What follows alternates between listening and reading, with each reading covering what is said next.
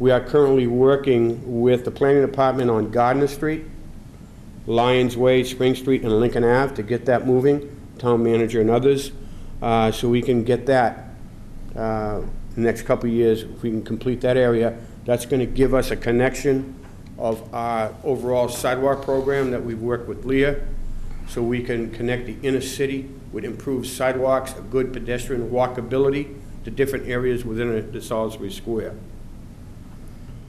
Going briefly, just in, we're going to stay away from get away from the highway department. We're going to water. People have asked me, how's the water tank doing? Well, you know that the water tank is down. That came down about the end of November. We're in the process of looking at the soils that are in there just to solidify the type of pilings we're going to put in. We expect to start the pilings for the foundation in March. The whole project, if everything goes correctly, and we said that we did not want any construction during certain weathers that would not be advantageous for this type of work, and they have stopped their work as we said it would happen. But the whole project should last between April and the final, where that tank can come back online, would be April of, this is April of 10, May of 11 is when our target date is. We specified that we would hope that we would incur just one summer season. It looks like that will happen, and hopefully it does. I believe the water, in the water billing system, it's on accounts. If it's Selectman Henry Richenberg's, he's got a certain account. Other people have certain accounts. It hasn't matched with our map and lot numbers, so what we've done, and we're just about there, is to match our account numbers with our map and lot numbers. And what, you know, people may not know or realize how important that is, but it's basically like one-stop shopping. You want to come in, you want to know map and lot number, then you'll know map and lot number. If you're looking at Don Levesque's property, it's going to give you the account number. It mirrors each other. It's a marriage that we feel is necessary, and that is happening. We're still looking to do updated rules and regulations. The rules and regulations through a lot of different people. Again, I'm only stressing how we work together with different agencies, especially with the new Rabbit Road project and that sort of thing. That's been upgraded, and we're looking to upgrade and make them more palatable with regulations and rules that are a little different than what we used to for the industrial park. Let's see what else as we go along here. Pilings. Rabbit Road water. The town recently installed through the S&B contractors 12,000 linear feet of new water main. This water main was upgraded from old AC pipe, cast iron pipe, undersized pipe. We put an all new 12 ductile iron pipe along with 50 new services to houses. That was a great project. Funding was very, very advantageous to the town, almost to a point of zero funding, which we got for hardly anything. So it's a kudos to all the people who were involved in that. Well number 8. Well number 8 can almost go online anytime. It's ready to go out to bid. I'm just not. I'm not ready to handle, or the department's not ready to handle every project all at once. Beach tank, pressure valves, and things that come into play in the water world. We're just going to take a step back a little bit. Maybe the next few months we'll put it out to bid. There's just a lot going on, and I just don't want anything to go slip between the cracks. At the same time with that, as I mentioned, the pressure valves, to bring the coming back to the tank, knock the tank down, we have to pressurize, make sure the pressures of the whole system comes into play. And we install a pressure valve. It's a delicate valve, but used everywhere in the water world. There are times during the past 3-4 months that we have lost pressure. It's been a reduced amount of pressure, and then it came back. It came back anytime within 15 minutes to an hour. But we think we have that at least resolved to a point where hopefully it doesn't happen often. We said it'd be maybe a few little glitches in the pressure valves when in the pressures as the tank came down.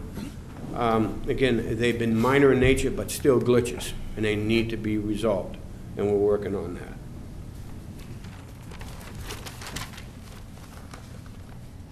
If we can move into the sewer world now.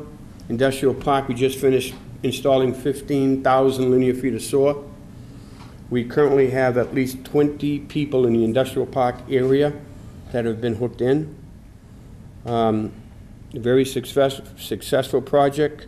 We just had a formal dedication a few weeks ago. Everybody's happy. The results from new jobs. It's a win-win for everybody in the area. Areas that we're looking at, in the south end of the beach, we just cleaned 5,000 feet of sewer main. We videoed the area of the south end of the beach, as well as Mr. Pike was mentioning North End Boulevard. We're doing some infiltration, preliminary infiltration explorations. We're finding that the south end of the beach has some problems.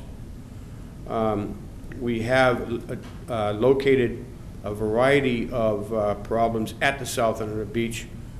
Some not grave, some others need immediate attention. We are looking at that and the best method to repair and/or replace that area. The north end of the beach also will be looked at. We feel that there may be some infiltration there. However, the main culprit is the south end of the beach.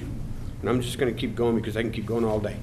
We'll give you a few more minutes. Yes, that's all we'll get. Okay, other projects, just briefly, you know that Route 110, the 110 corridor in Amesbury, but touches a little bit of Salisbury. Will be ready to go in a few months. The town, all town officials, we mentioned it many times, DPW, police, fire, they're very concerned how the projects in that area are going to marry each other, from the 110 to the Hines Bridge to the Whittier Bridge. So we're working with Mass Highway and others to find out, to make sure that their scheduling of these projects will minimize the impact of traffic going on these alternate routes. We're very concerned with a couple of things, especially the alternate routes that they are using, at least the DPW, that these routes get looked at before the actual construction, the major construction starts, because we would hate to see, never mind the traffic congestion, but an abundance of traffic going on routes that really can't support that type of movement on that road. Blackwater River, we were talking about, as Mr. Pike has alluded to. Neil has been on top of the Army Corps of Engineers to move forward the Blackwater River, the flooding on the 10th and 11th Street. Things are moving forward. I believe the next thing, correct me, Neil, if you have more correspondence than I know of, but the next thing is to try to take a look at the abutters and show them what we're doing, and hopefully they're all going to come together and give us the takings that is needed to put this wall up around this perimeter.